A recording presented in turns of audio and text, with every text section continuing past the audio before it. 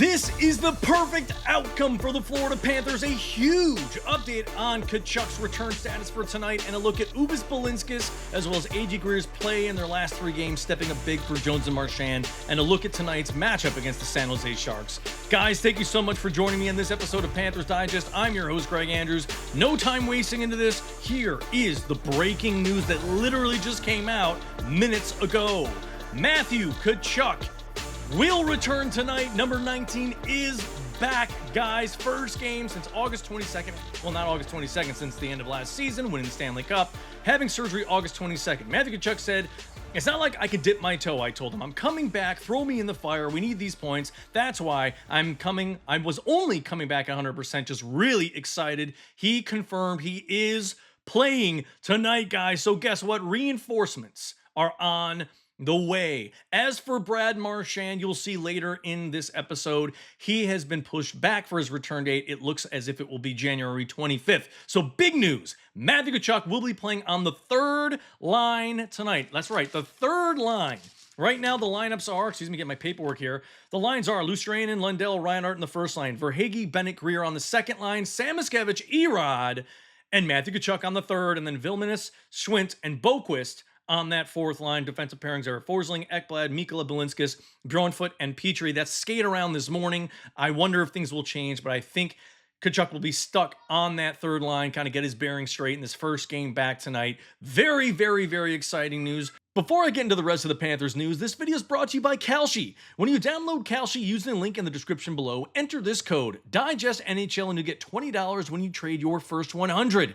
Kalshi is the largest prediction market in the United States, and all you have to do is click yes or no to make a trade, and you can do it on real-life events like sports, elections, news, the NFL playoffs, the college football final, anything you can think of, and the best part is they're live in all 50 states, California, Texas, right down here in Florida. And for sports fans, trade on game outcomes, player performances, playoff chances, all on a regulated market, and you can cash out whenever you want. I've said this before, I like Florida's chances to win the Atlantic Division. They're going to get healthy, they're going to get better. All they have to do is go on several different streaks, and they'll climb right back to the top. I still like their chances, and it'll be a big cash out for me. I also like the Bills over the Denver Broncos. I think that is going to be one heck of a game. Josh Allen did exactly what I said, put the team on his back. They came in with the W, and it's a big cash out for me, guys. So this is a genuinely smarter way for all of you to use your sports and news knowledge, and you can close your positions whenever you want. So download Kalshi in the description using the link below, and don't forget to use this code DIGESTNHL to get your $20 bonus. I'd like to thank Kalshi for sponsoring this video. Good news for Matthew Tkachuk, Brad Marchand. He was not practicing in that yellow non-contact jersey. He was out there, not on any lines, but he was out skating, not taking a whole lot of contact, but he was out there with Sabrango and Cunnin. So great news all around there, guys. Very, very exciting. And as we move forward, we need to make sure that we're loud tonight. Be proud, wear your red. I know the adrenaline's going to be pumping for Matthew Tkachuk as well as his teammates, so this should be a humongous boost tonight. Let's hope they can play like they did against the Washington Capitals, and then some, because I know Tkachuk is going to come out there and do exactly what he did, and he does, every time he hits the ice. So very exciting news, guys. That is the breaking news as for this moment. It literally just came out about 10, 15 minutes ago from Jameson Olive, as you can see there. So, well, 25, 30 minutes ago, my apologies. But anyways, as we move forward right now, as far as Uvis Balinskis signing his contract, been great in his last 3 games, stepping up in Seth Jones's absence, 2 goals and an assist in his last 3 games. He's been outstanding. He's also QBing that first power play unit. So he's definitely earning his dollars and cents on his new extension, but he's been great. 3 goals, 7 assists on the season. Another thing to note, his time on ice average in the month of December was 13 minutes, 39 seconds. Now that he's been playing and taking Seth Jones's place, 19 minutes and 16 seconds. So he's definitely earning it. He's fully capable of playing great hockey. He's been great defensively for us. He's been great on the offensive side of things, all things considered. Great at pinching. Phenomenal back check, finding those right spots. In fact, this is what his coach had to say about his play.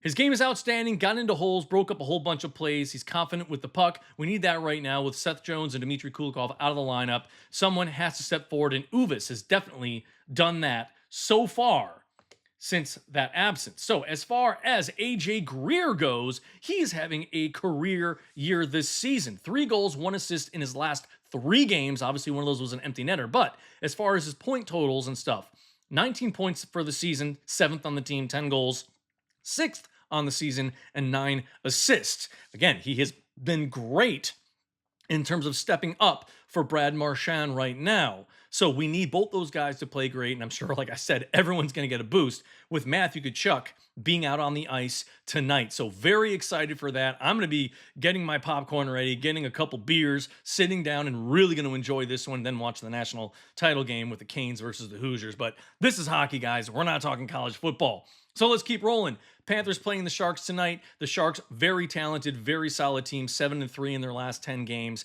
And we'll get into some more of those numbers in just a moment. Injury report. Like I said, Brad Marchand has been moved to January 25th, but that doesn't mean anything. Matthew Tkachuk's playing tonight, not January 25th in 6 days. Yes, 6 days away for Brad Marchand. He is on IR only because we need the roster spot to be open so we can have another guy to be put on that 4th line. So that way, get somebody who's a little bit more clout. I mean, Schwint is that guy who's got the experience. He's played better, but he still has a lot more to work out in terms of being on the ice, playing with his line mates, all of that stuff. So we'll see how things go for him tonight. But so far, very exciting news about his return. In terms of the last 6 games, guys, Sharks are 3-2, Panthers are 3-2. Sharks just came off of a loss against Detroit, so they're going to look to bounce back. But the Cats are going to look to keep rolling off the momentum from that big time win against the Washington Capitals after a horrible loss to Carolina. I'm going to talk about Bobrovsky, who's I think going to be in net. We don't have word yet in terms of who will be in net and the official lines for tonight, but the ones I read to you should be that should be expected for our lines and our defensive pairings this evening at 6 p.m. game time, guys. 6 p.m., not 7. So as far as other matchups for this team, here are the stats. I like the Cats tonight. As long as we could hold San Jose on their power play, don't commit sloppy turnovers in bad parts of the ice, like neutral ice, that will lead to breakaways or odd man rushes for them, we should be doing well. And we got to hold Macklin Celebrini, who is just a phenom right now. Probably one of the best up-and-coming young talents in the NHL. 4 years to come, he will be a force to be reckoned with. And we took that shellacking 3-1 when we first played the San Jose Sharks. This is the last of 2 meetings against the Sharks this season. As far as the Sharks in their last 10, well, their power play has been pretty good. 25.7%. Their penalty kill has not been good at 72%. And when they score 3 or more goals this season, San Jose Sharks, I believe, are 22-2 or 21-2, something like that. They are unbelievable when they score 3 or more. But we need to capitalize on our power play. If we're able to do that and at least score 1 goal, I think we will have a very good shot at winning and just playing unbelievable defense like we did against Washington. We cannot let Celebrini find the open ice, find the open teammates as well. They have to be spot on, pinching those corners, make sure they fight for those loose pucks, and they don't allow the San Jose Sharks to set up their offense. We cannot do that. We have to control the puck as much as possible. I'm going to say this. In terms of the Cats being able to control the amount of time that they hold on to the puck will dictate where this game goes. If they're able to hold on to the puck more so than San Jose, I think we will win. If we capitalize on our power play chances, we will win. If we limit their power play chances, we will win. If we don't allow Macklin Celebrini to get any goals, even though he probably could get 2 or 3 assists in a game, I will show you his numbers right now. And they're scary. 72 points on the season, 48 assists, guys, 17 of those assists coming on the power play. We need to really limit him. Their offense goes as he goes. If he's having a pretty decent game, even at no goals, but maybe 2 or 3 assists, allowing to find his teammates, cross ice passes, things like that, we're going to be dead to rights. So we've got to keep eyes on him, and I think we will. And I would say this, look for that third line maybe to match up against that Celebrini line at times, because we all know Matthew Tkachuk's going to be playing that psychological game on there with the face washing, all that, getting the heads of the opposition. I think it's very possible that he will be out there. We might see them going up against one another here and there. But I love what's going to happen tonight. I'm excited. I don't know about you guys. The one thing for the San Jose Sharks that has been a little bit of an eyesore is their goaltending. Their save percentage has only been .861 in their last 10. We need to take advantage of their goaltending being a little bit subpar in their last 10. They only had 2 games where the opposition shot the puck 30 or more times. And in those games, they did win. But the thing is, a lot of pucks being thrown at the net, especially against the Florida Panthers. If we throw the puck at the net, look for those deflections. We've got to be quick with the puck. Move around the puck. Don't just have the puck move. We need to be moving, finding the open ice, guys. We really, really need to.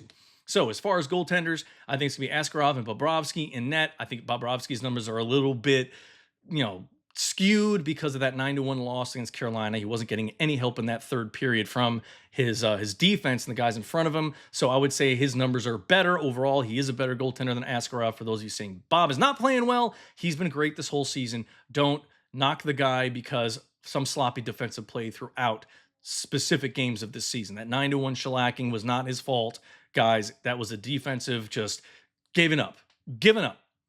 So anyways, what is going to happen tonight? I think the Cats are going to come away with the victory. We just have to hold Celebrini, make sure he's not touching the puck a lot, which is going to be very tough to do. I'm not going to say we're going to try to look for man. I think we're going to be playing zone. We'll see how it goes.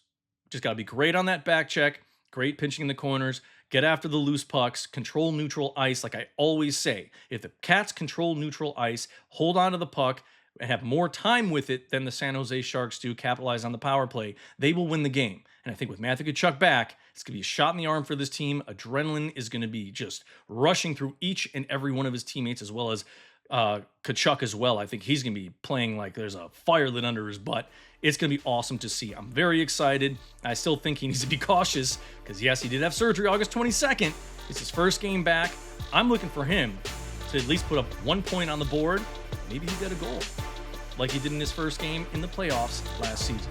Anyways, guys, that's it. Comment, like, share, subscribe, hype up the video. Help me get to 4,000 subscribers. We're almost there, but thank you all so much for your support. Comment down below. Let me know what you think of Matthew Tkachuk's return. Do you think he's going to be a big boost to this team from now until the Olympic break and well after? Remember, we're getting healthy. We're not out of it. We're only 4 points out of the wild card. If we get a win today and a lot of the other teams lose that are playing some tough games today, we're going to be in the thick of it, guys. We're not out of it. A lot of hockey left. Go Cats.